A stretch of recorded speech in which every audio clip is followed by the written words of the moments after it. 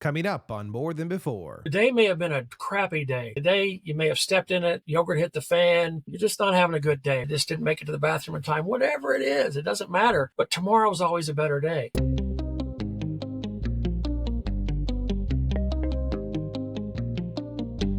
This is More Than Before with Nathan Cook. Hey everyone, welcome back. We have such a great and fun guest today. You guys are going to love him as much as I do. He is a leadership development consultant, a speaker, a coach. He's a husband, father, grandfather, and I'm pretty sure he's got a master's degree in dad jokes or puns of some kind. We have such a fun amount of time every single time that we are in the same room, and I know that you guys are going to learn so much from him. You're going to have some great laughter in your day today just because he's joining us. I'm excited to dive into his story. I know you guys are going to love him. Jack Klemeyer, how are you today? So great to have you on the show. Nathan, thank you so much, man. It's great to be here. It's just, I've been watching these videos and I'm like, oh, someday he'll ask. And then by golly, he did. So it's been cool. It's kind of like prom, right? I hope he asks me. I hope he asks me. Right. I got my chiffon dress already and I'm good to go. You know, it's funny because one of my most fond memories that I have with you is we were at a conference. We were actually walking past one another. And I was like, oh, Jack, we haven't even gotten a selfie together. We got to get a selfie. I don't know if you remember this. I do. But I wrapped my arm around you, but you were facing the opposite direction. And you pulled out your phone and I pulled out my phone. And we both took selfies. And we both have selfies of each other's backside. That's right. That's right. And it is by far one of my favorite memories to think about because of how much joy and laughter you bring to life. Oh, thanks, man. Yeah, I don't know any other way to be. I just, it doesn't work too good at sometimes family events or church or funerals, but other than that, it works out pretty good. But I always learned that, you know, if I'm laughing, people are having fun. And if they're having fun, they're learning. You know, there's so many places that I think that we could all use a little bit more laughter in life. You know, it's funny because as you say, all those different places that you use laughter might get you in trouble. I definitely remember it wasn't too long ago that I was actually in a court of law. I was being selected for a jury panel, and the judge asked me, what is the person in your household, my wife, what does she do for work? And I said, she's a drug dealer. And complete silence in the court. I said, oh, sorry, she's a pharmacist. Nice.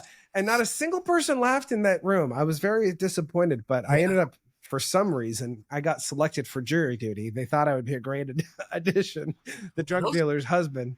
And the first thing that someone did was they walked up to me and the gal said, are you the guy that made that joke about the drug dealing? And I was like, I was. And she said, I laughed so hard inside. I used to be a pharmacist myself.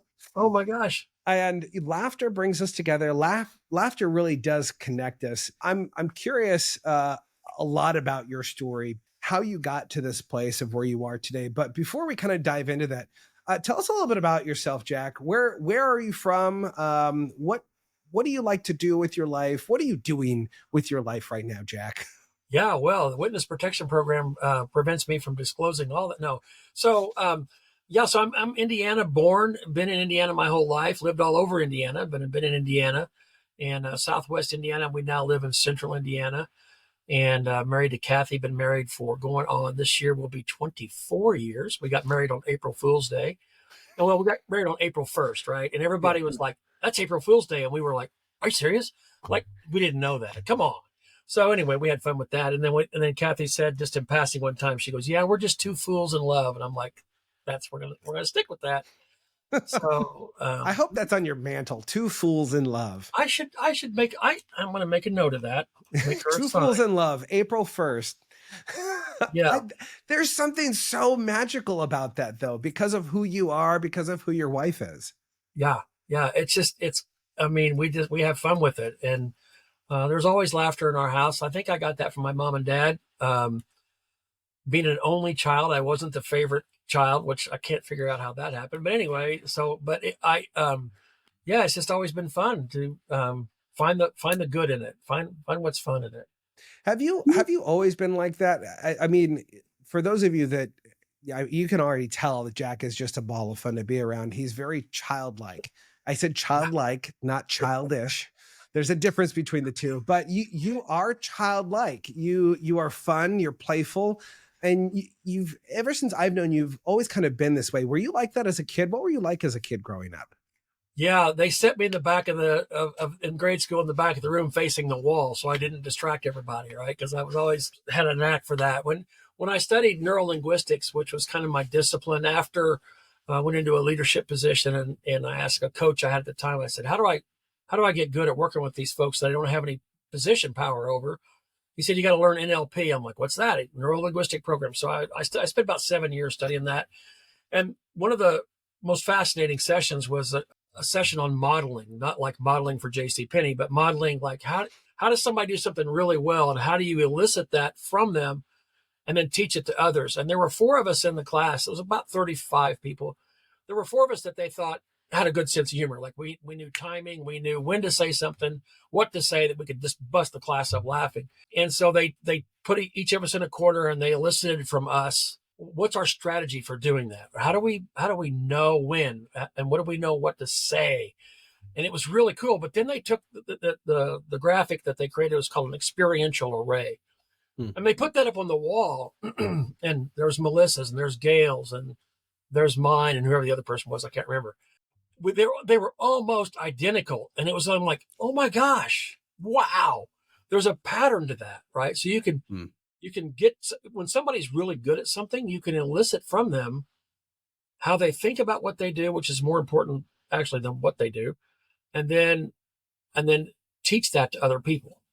Yeah. And that was just an amazing, so actually that was a case study that's written up in this book on modeling for practitioners of neurolinguistics. So I got that going for me.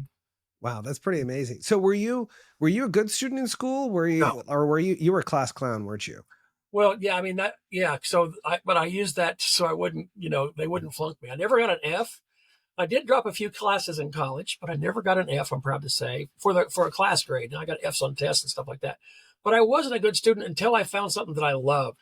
And if you think about Patrick Lencioni's work or Marcus Buckingham, like when I got into physics, I loved physics. And I was a straight A student in physics. Hated chemistry. I sucked in chemistry. I remember one time we were taking a test, and my girlfriend was sitting right in front of me, right in the school. And I said, Ann, what's the answer to number 7? And it was what does PB stand for? And she kept tapping her pencil. And I go, quit tapping your pencil and tell me what PB stands for. So after the class, she goes, it's lead, you dummy, So PB stood for lead. And she was trying to tell me by tapping her pencil. I was too dumb to even get that. So I was thinking peanut butter, but that was just... No, I never really, chemical song, PB stands for lead. So I mean, 60 years, 50 years later, I still know that. So I guess that worked. But now, yeah, I kind of cut up in class. In some classes, I just would, not participate. But well, I find that kind of interesting, especially, with your mom's background in education. I think there's something inside of our parents that want us to at least absorb a little bit of who they are, right? Your mom was a principal, but she was also an elementary teacher, right? Right. And so right. It's kind of funny because you can definitely hear that in the way that you talk about things. You're so relatable. Your stories are relatable. I think we can all kind of see ourselves in those moments. But then on the other side of things, your dad was an entrepreneur. Right. Did you, because you're an entrepreneur now, you do your own thing, you're running by the seat of your pants. Was that a characteristic that you picked up from your father along the way? Did you always know you wanted to kind of do your own thing, or where did that come about? Yeah, I think so. I mean, when I left college, I was going to sell vitamins and be a millionaire, but I was afraid to make calls, so that didn't go very well. Then I went in, actually I was working for a collections company, and I was pretty good at it. I hated making the calls, but I remember one day I had this guy, he had like 2 payments left on his loan, and I refinanced his loan this was back in the early 80s, refinanced his loan for like 20 years at like 28% interest. And I just felt sick at my stomach. I'm like, I just messed this guy over. And the regional manager came in and congratulated me. And I'm like, yeah, I just can't do this. So I would, at lunchtime, I would go down to the local computer store. It was a computer land. And I would just, hang around in there. And one day I was in there and some guy started asking me questions and I started answering them. And so I sold him a computer. I wasn't even working there. And there was this guy sitting over on the side just watching. And he did one of these, and I'm like, oh. dang, I'm in trouble, right? So I walk over there. He goes, what's your name? And I said, I'm Jack. And he goes, my name's Alan. I own this place, and you're selling more than my salespeople do. So you want a job? And I'm like, yeah. So I sold computers and did really well with that, and then went in to be an insurance agent on my own. So um, I love that transference of enthusiasm, that transference of knowledge. I think it's I played with my mind in that because I would watch people walk in. There's a retail location where we were selling computers, and I would like, I wonder if I believe this person's going to buy, if they'll buy. So I would talk to my counterparts. Okay, guys, this person, they're going to buy. And they're like, yeah, whatever. And then they would. And then I'd see somebody walk on, yeah, there's no way they're going to buy. And then they would. And we started keeping track of that. And it was kind of like, wow, how I approached the customer, the prospect, was how the sale turned out. And so I set sales records there, a couple different sales records, did really well with that. I just enjoyed it. I remember I was teaching a class because I loved teaching. I didn't know I did, but I was teaching. There's 35 people in this class, and I had sold every one of them their computer. And I was like, oh my gosh, this is cool. How cool is this, right? So, so I think the entrepreneur bug just came from, I don't know if it's entrepreneur or selling. I'm not sure, but sometimes I have a hard time selling, but just because I don't like making calls. Yeah. Well, I think it's interesting that you bring up that how you approached people would determine whether or not they would buy or sell. And I think that's actually a lot to do with life, right? How you approach life is what you're going to get. Right. And there are a lot of negative Nellies out there that go out and the sky is going to fall and everything's horrible. And you look at their life and guess what? Their life is horrible. Yeah. And it's literally their own choosing to live this way, to believe this way. And truly the mind is powerful. Not that it necessarily creates it, but it looks for opportunities to solidify what it is that you believe. Absolutely. What were some of the things early on that you believed that maybe didn't serve you as you were growing up that later on in life you go, man, maybe I would have been a little bit further if I had switched that belief around? Yeah, that I was dead sexy. That didn't work. And I like the way you said it, dead sexy. Dead sexy, baby. I don't know. I figured that I could. I love John Maxwell's philosophy when he says, "I know the rules. What's the fine?" That's kind of been a philosophy of mine.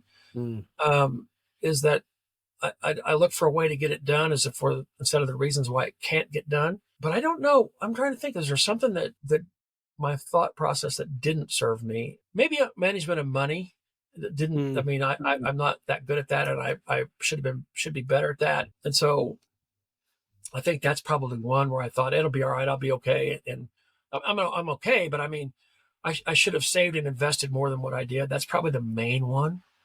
Yeah. I kind of feel like we all feel that way. Even myself, I know I'm still young, but I look back and I'm like, man, if I had at least been doing things differently, in the economy that we're in right now, I always tell my wife, I was like, man, 10 years ago, we should have bought a house when we said we were going to buy a house. And we just didn't, because there were no houses back then. Well, guess what? There's no houses now. So it's funny though, because so often in life, we kind of step into shoes that we're not ready for. And the more that we step into those shoes, we grow into those shoes. I love the odd jobs that people worked when they were younger. One of the really horrible, lovely odd jobs that I worked for Dairy Gold for a small season. It was literally a day. I walked on site and I emptied cartons of milk back into these huge vats so they could repasteurize them. I don't know if they still do this or not. It was not a great day of work. Wow. I'm curious for you, do you remember like any odd jobs that you had growing up that maybe spark inspiration for, I was doing that back then and it's kind of actually helped me today with what I'm doing? Yeah. I think one of my favorite jobs, Nathan, was I was a hardware clerk. I worked in a hardware store and I loved that job because I loved just people to ask where something is. And my dad, built houses, remodeled houses. So we always had hardware stuff around the house. And I was able to, this will do this and this will do that. I was able to explain to people, providing solutions for people. But I loved that job. And I kidded a few years ago. I said to Kathy, I said, I think I just want to go work at the hardware store. I just would love that because people come in, they're lost. They don't know what they need, and you just help them find a solution. So I love that. I did construction one year, go out over the summers, high school. That was fun. I worked for my dad, which was, you never work for your dad, but it was just, Cheap labor. yeah, you cheap labor. Well, yeah, cheap labor. And then also just hard driving. We tore down barns. So this was back in the 70s. That's how old I am. We were tearing down barns. Somebody was going to remodel their inside their house with barn wood. And so we had to go salvage the wood off barns. We couldn't break it off. We had to gently take it off. Yeah, because you had to reuse it. Yeah, and all the nails too, right? Right. Yeah, and that was a huge experience, just because, just my friend, we pulled off these two beams, and where the beams came apart, it was like brand new wood, and so my friend's an artist, so he goes, let's get your dad. So he wrote A. Lincoln and put like 1858 on it. So when Dad came to check on us, because he'd just drop us off, we were way out in the boonies. And we're like, Dad, come look at this, And so we're like, look what we found. And my dad's like, oh my God, is that, we had him for a second. And then he's like, you sons of, so, but that was a good one. That was a fun one. But those were ones, just working with people. I love that. I love that, and kind of going back to with what you were just talking, like, I love to hear that, like, you guys kind of had this hard work ethic that you guys have always had, from your father to you, even your kids nowadays, they're hard workers also. And it's kind of that passing of lineage. I want to talk about the comfort zone. Yeah. So many people love to stay in the comfort zone and they don't want to leave. Usually what happens is something comes up in their life that forces them to leave. Yeah. And earlier in your life, you actually had that happen to you, where you were shown the door. You were working hard, and you were shown the door to leave. And in that moment, there's always that piece of, what did I do wrong? What could I have done differently? But then there's also the opportunity that comes with that. Yeah. What was the closing of that door, and how did that open up a new door of opportunity for you to step into? Yeah. So I was with an insurance company, and I was, I'd been there for 13 years, I guess. And so I'd been in agency. I'd had my own agency for a few years, then went into leadership and did really well with that. And then they brought me into the executive office in the state of Indiana, and I did a big software rollout, which our area was doing really well with acceptance and making the sale on that to agents. But the bite was too big. It was too much technology all at once for the technology that we had from where we were. And so then one day, after they spent $500 million, $500 million on it, they pulled the plug. And so then they said, I was like, wait a minute, I don't have a job. And then they said, well, we want you to take over the agency recruiting piece. And so I did that and did really well there. And then there was a big reorg where they combined states and combined stuff, and they put me back out in the field, which was fine. But I went with a boss that I just couldn't please. And the harder I tried to please, there would be regional meetings that he would go to, and he would take some of the ideas that I generated, some of the processes that I created. He would present them as his own. Matter of fact, one of my former bosses called me and said, do you know he's here doing that? And I'm like, nah, it's whatever. And I was thinking, I'm a team player, I'll do that. And it turned out that he was just out for him. And I made mistakes. I made tons of mistakes. And then I ended up getting fired. I mean, actually fired, walked out the door, right? So I ended up getting fired. And that was a devastating blow. And luckily, an old mentor, an old insurance friend, my boss's boss from the insurance, he was doing some training. He said, come work with me. And so we moved to this little town where I'm now, didn't know anybody in the town. We moved here, bought a house. I don't know how we bought a house. I didn't have a job, right? So this might have been back before the housing bubble. It was in 2003. So, but we kept our house, and I don't know how it all worked out. It just did. And that was a big one. That was a big one. So then I started doing, because I just replicated the work I was doing inside the company when I was at my best. And that's where I found myself in where I could do good, so that's what I did. I love that. And you have this desire inside of you to add value to others, to help others. solving problems. You've said that already a number of times. Yeah. Has that been something that you knew you were good at? You always knew you were a good problem solver, or did that come later on in life where you started to put the pieces together to go, actually, I really like solving problems. I like figuring things out and tinkering with things until they actually work. Might have been just now, as a matter of fact. Because I always had a lot of problems. I mean, I always created a lot of problems just because sometimes I leave a pretty big wake by clowning around or doing something goofy, right? And so in doing that, I don't know if I thought about it in terms of being a problem solver, a solution provider. I don't think I ever thought about it in those terms. It's just me being me. But when you think about it, seriously, that's kind of like, yeah, that's what I do. Yeah. So yeah. Well, who were some of your inspiration? Like, who was some of your inspiration when it comes to comedy, to levity? Because I find, like, for myself, I know that there are specific comedians that I grew up listening to, emulating to some extent, and that levity, that timing that you were even talking about earlier comes from studying people. I didn't know at the time that I was studying them, but I was studying their craft, studying how they showed up. Who were some of your early inspirations when it came to observing comedy and timing and those kinds of things? Yeah, I don't know that I realized that, just like you, that I was studying it, but like the Andy Griffith Show, that it was always funny. Just that play between Andy and Barney, that was always neat. Red Skelton, who's brilliant at improv, Harvey Korman and Tim Conway, just on the Carol Burnett Show. Those were some amazing timing comedians. I don't know if it's any comedy people per se. Jonathan Winters, I liked, just, and Steve Martin some. I didn't really like the crassness of some of those guys. I mean, you'd see them and they'd be really funny, and then you'd go see them. I don't think I've ever gone to see a comedian or a big name comedian.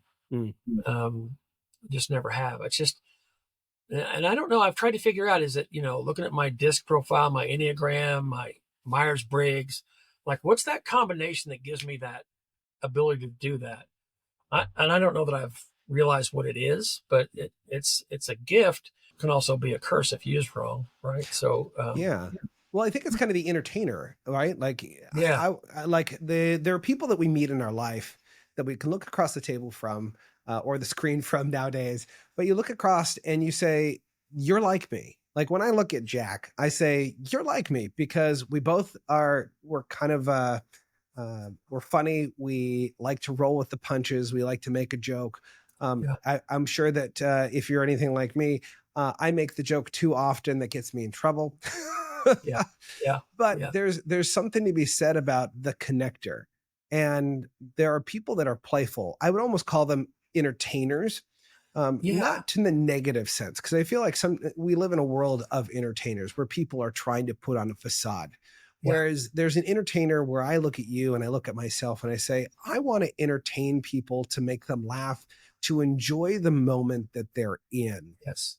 How important has that been for you in your life to big time craft that kind of experience for other people to make it memorable? Well, yeah. Huge, because so I thought about, labeling what I do as edutainment, right? So it's because I'm educating you, but I'm entertaining you, but I don't want to take away from it. But I do add that humor in there where I can. But if you think about it, where I was, I guess my gift has always been to gather people of very diverse backgrounds. When I was in high school, we had a party, a senior party at our house. We had 300 people there, if you can imagine, 300 people. And, the biker guys were there and the preppy guys were there. And and everybody was getting along. There was until somebody threw a 3-pound block of cheese through a car window and the police came. Other than that, but it was, it just, and so those parties were like, so I had several, maybe a half dozen of those. Those parties became legendary. Everybody was there and everybody got along there. And I've always had that gift of that ability to bring people together to work on something or to have a conversation or to network. I love connecting people. I had a networking breakfast that I started a few years back that ran for 5 years. And then COVID came, of course, the restaurant went out of business and I never started it back up. But Mm. For 5 years, we had breakfast every other Friday morning.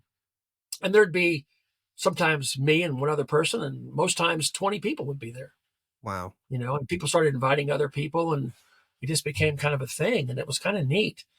And I love doing that, galvanizing people, right? Getting them together. I love doing that. And I love that too, especially in a world that is so polarizing that we live in today. We need more people that can bring others together from different backgrounds, from different Yeah. belief systems, all those kinds of things. And it doesn't matter necessarily that everyone has to believe the same thing, but No, there is something to being willing to be in a room, to listen to what other people have to say, to love the person, not necessarily love what they do. And that's one of the things I think that I can resonate with kind of who you are and how you show up. What have been those moments where you realized that you truly could create community around you? Because there's a lot of people today that we select our community because people are like us. I think you're very different in the fact that you actually draw people from all walks of life towards you. Was there a moment in your life where you realized that you actually were able to draw people from different life perspective to truly draw them in to living differently? yeah, I think so. Well, I think those parties after high school, those were a big thing. Our house was always the gathering house. And it may have been that we had a fridge in the basement that was always full of beer. I don't know. That could be part of it. But we didn't abuse it that much, right? But people would, like, I went over to my friend's house maybe, I don't know, a couple dozen times, but they were at my house all the time. And there would be more than just one or two. There'd be 6 to 10 people there just on a Friday night or a Saturday night, watching Saturday Night Live or something. And so I think from that, I realized it, but I didn't understand what to do with it. In the business world now, I look for connections. I sat down with a young lady at the Maxwell conference just last couple weeks ago, and she has a daycare, and I have a friend who's buying daycares. And I said, hey, maybe. And so I talked to my friend. She said, yeah, connect me. So, just stuff like that. I love doing that kind of stuff. Mm. I love looking at, like, where do the prospects nest? Where do they hang out? I call it nesting. Where do they? So, like, when I was in the insurance business, I wasn't good at consistency. And so to get realtors to work with an agent, you had to be consistent. And there was an agent in the community that had been there for a long time, and he was really good. Great marketer. I learned a ton from him. But I realized I could go after high-end apartments and get them before he got them. And so that's what I did. And then we had a machine going, and it worked out really well. Mm. Now, another aspect of your life that I think is really important to kind of expand upon is your faith. Faith is a huge cornerstone. And I would almost say that your faith speaks louder than words. That the way that you show up in a room, that you come into a room, I've always kind of felt this peace around you where people are just welcomed in. Oh, wow. Um, Thanks. I'm curious from your perspective, how has faith played a huge part in your life, and how has that opened up doors as you've grown older? Yeah, I don't know that it's opened up doors, but it's played a big part. I mean, you go through your 20s and 30s, there's always some confusion there. Growing up Catholic, I always kid when I go to the Maxwell conference, I'm the token Catholic. There's not that many Catholics in the group. There may be, out of 51,000, there might be 9 of us, maybe 10. I don't know. There could be. That's just been different. The church a matter of fact, when Kathy and I moved here, she wasn't Catholic. She converted to Catholicism. And the church we went to, we just felt at home, and it's been our church ever since. And they've rebuilt and everything. And I feel connected at that church. It's just neat. I'm a Eucharistic minister, give out communion, and want to do more there, but have been scared, reticent to, how do I approach that? How do I say that? Because faith is, I don't want to abuse that, and I wouldn't be, I don't think. But I also think that there's opportunity there where I can bring value. Mm. How does your faith add value to you? Oh man, well, it's the strength. I mean, I think back about, gosh, what I'm not a holy roller, if you will. I'm not in that realm by any means, for a lot of reasons. But I mean, we go to mass, we practice the faith, and I think it gives me strength. I know it gives Kathy strength, and seeing her strength in it gives me strength. She does a daily devotional and stuff. I don't do that. My style, my makeup is hard. I prevent myself from making systems to work. So I have to overcome that some way. So consistency sometimes is a challenge for me. Well, it's always been a challenge.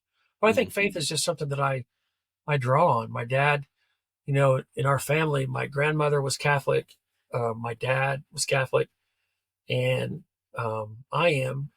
And our kids don't practice, although they do go occasionally to mass up at school at Ball State. And so I don't want to pressure them, but I want them to know that there's a loving God that's there that believes in them for who they are, whoever they are. Right. So it's just, I think it's that acceptance piece and I think I've gotten closer to God in the Maxwell world too, just reflecting back about how that's centered me more than ever. I mean, that just hanging around John, hearing that message, hanging around you, hanging around people that of the tribe, if you will, how that just they're solid people. And there's some wackadoodles, but everybody's got wackadoodles, right? So it's true. We got to get them back in the cage, though. Yeah, right, yeah. Well, what I love so much about who you are is you truly do stand out. You stand out in a crowd. There's kind of an identity piece that I find with you that you're solid. There's something about you that's truly solid. And I'm curious because so much of what I like to focus on this podcast is people's identity, who they were, who they have become. And one of the things I think that's fascinating about you is you've experienced pressure in your life. Like we all experience pressure to not stand out in the world, to conform. We should all conform and be like one another, be one other person in the crowd. And I think you've actually been pretty intentional to make sure that you do stand out, that you are your own person. Yeah. I'm curious, what difficulties have you experienced in life because you chose not to conform to everyone else?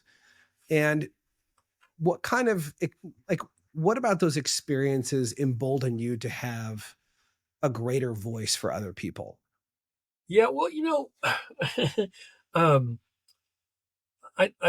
I thought of one and then it left me. When you get old, you start to forget things. But for example, like I remember being in Muncie.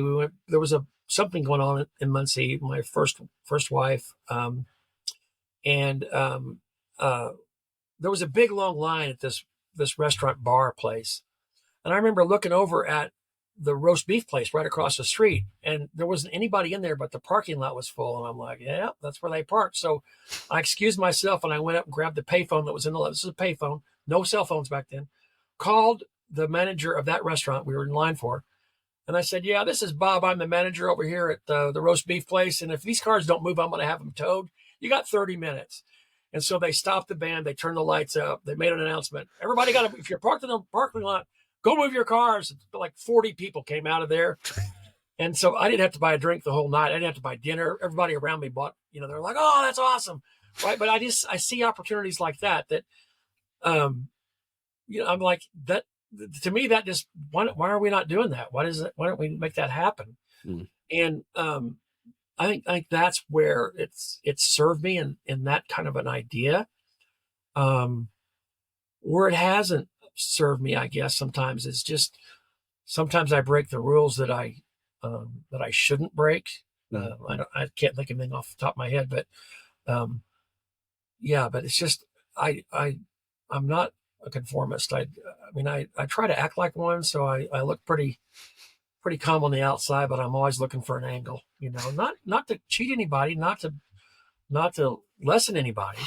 And then I think, just to think about everybody's carrying a load, everybody's carrying something, and it could be bills, it could be relationship, it could be challenges with their family, and so we just need to extend a little grace to people because they're carrying something. And if we can help them through that day, then that's, I think about Ben Franklin's, his daily thing that what good will I find today at the end of the day? What good did I find today? I think about that a lot. It's like, what good will I find today? Well, that's what I'm looking for. I'm not looking for, who's going to cut me off in traffic today. I'm not looking for that.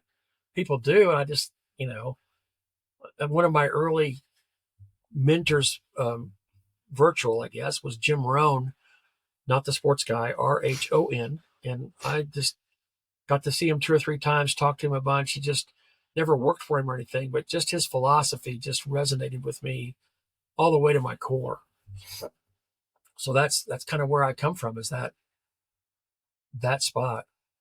I've heard from comedians, not necessarily that you're a comedian, but I do find that people who have a lot of levity, have a lot of comedy, they carry a lot of weight.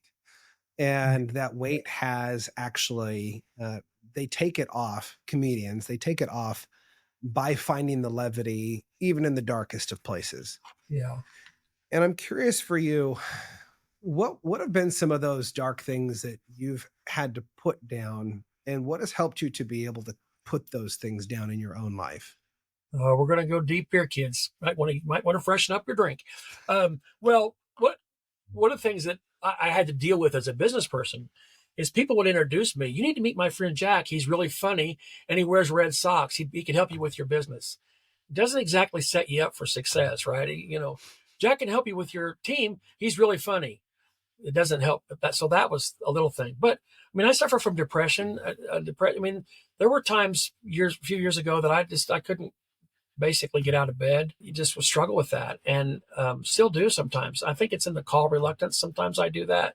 I'm always trying to figure out who is Jack. I write, I take assessments, I look, and I take that.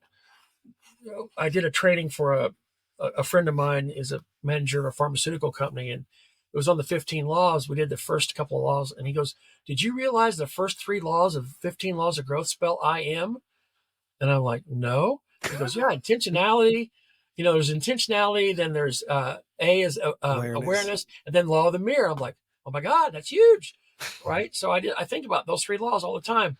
Intentionality, awareness. Am I aware of what I'm doing? My favorite quote, I should have said it earlier, but from Paul Martinelli taught it to me, but is that quote from Carl Jung: "Until you make the unconscious conscious, it'll direct your life and you'll call it fate." And I'm always looking at that to say, okay, what am I missing? What am I not? And I've been at, like, I was doing a training one time, Nathan. I was training this big company on, we were talking about flexibility.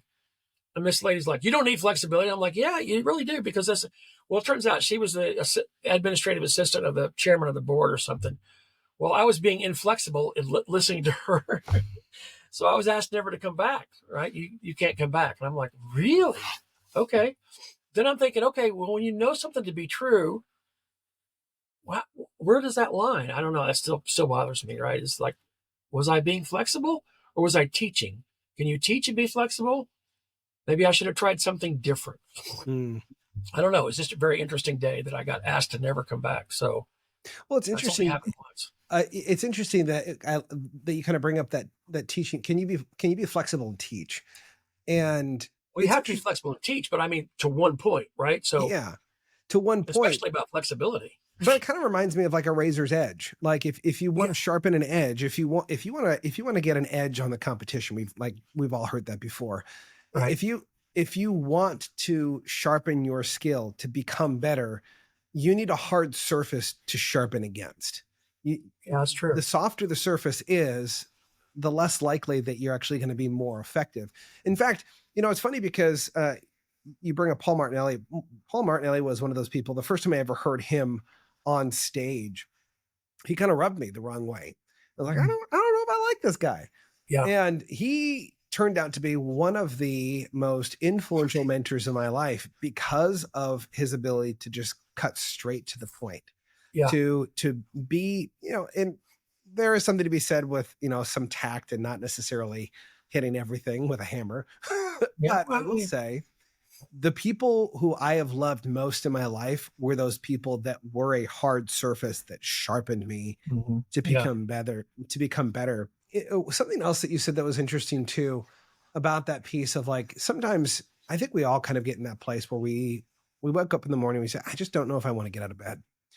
What if I do the wrong thing? What am I supposed to do next? And it kind of reminded me of this thing that I heard recently, that God has ordained every single breath that you will ever breathe. I don't know what it is about that statement, but something Mm, about that statement just really speaks to me in moving forward, especially in moments of unsureness, of yeah. I'm not sure what's going to happen if I take a step forward. You know what's really awesome is if you believe in God and you believe that God has ordained every single breath in your lungs, it doesn't matter what's going to happen next. He's already ordained it. He already Yeah. knows how many Yeah. breaths that you're going to have in your life. And all you have to do is show up. Yeah. Show up as True. who you were created to be. Yeah. I'm curious, as you show up today, what have been some of the key moments that you've realized that you truly are operating as who you were meant to be? Oh, I'm having fun. That's one. I mean, I'm enjoying it. It's not nearly as stressful as it used to be. And my favorite group is a group called Squeeze. You may have not heard of them. They're an English group, but they had a song that had a line in it back in the '80s that said, "I'm picking up the pieces. Maybe they'll fit someday." And that's kind of been my moniker, I guess, is that okay? I learned a little bit here. I learned a little bit there. I picked this up from Nathan. I picked this up there.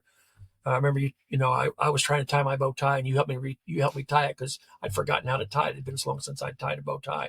But I took them to IMC because you had a bow tie, and but there's little things, right? We are the culmination of the people we've hung around with. Mm.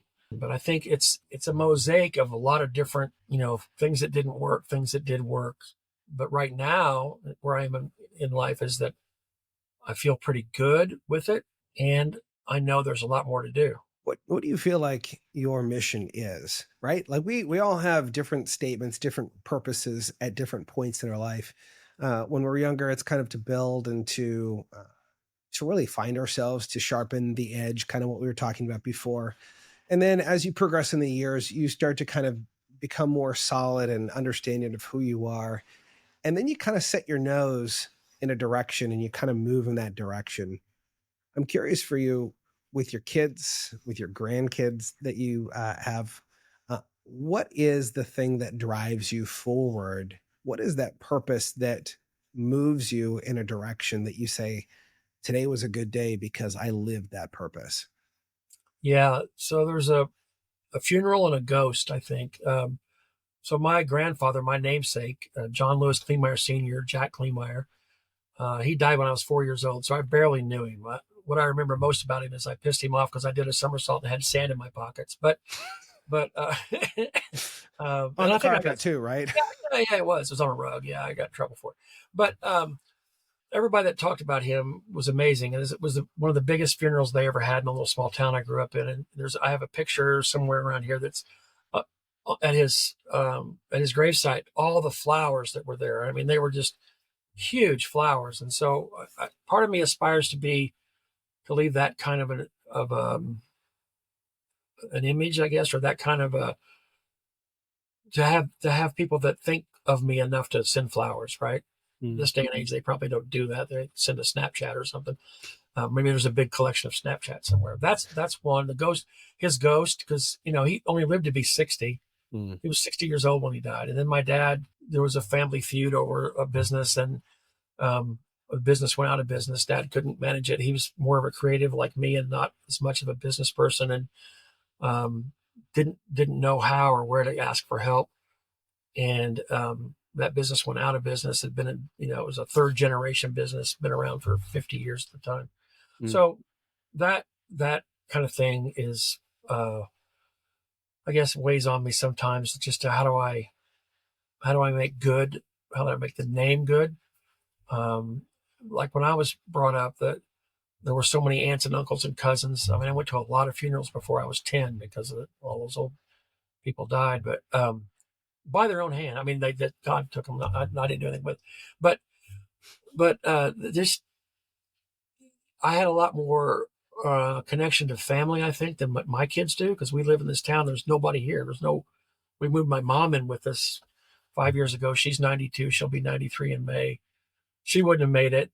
Um, she lived in the old family house and just it just wouldn't have worked out. I love that you moved your mother back in with you. There's so many stories that we hear of people putting their parents in an assisted living kind of place. And if you're in that category, there's no judgment here when I'm saying this. No. But there is a huge sacrifice that comes in to making that kind of decision. But I think with that sacrifice comes an immense reward. What are some of the rewards that you have gained from having your mother back in your house with you? But also, what are some of the lessons that you learn now that maybe you would not have received as clearly when you were younger? Well, first of all, if the audience is a praying audience, pray for my wife, Kathy, because she agreed to it. I don't think Mom says to her sometimes, you didn't think I'd live this long, did you? But Mom's a different personality style. She's a high D. So she wants to be in control. She wants to know what's going on, 2 weeks from now. She doesn't. So we don't tell her stuff until it's right up on the minute, or a couple of days ahead of time, because we don't want to answer 30 questions. She's right-minded. She has her faculties. Matter of fact, we were arguing about where something was at holiday time, Christmas time. Where was a certain thing we set out? And Kathy and I were saying it was on this table. And Mom's like, no, it was over there. It was over on that spot. And we're like, no, it wasn't. So we got a picture out. She was right. She remembers better than we do actually on things. So, but I think what the neat thing is just to ask her questions. She had maybe a dozen high school friends and stuff when she first moved in. That's whittled down to about 3 now. The rest of them have died off. That's kind of sad. She calls. She loves calling people. The kids FaceTime her. She can do FaceTime.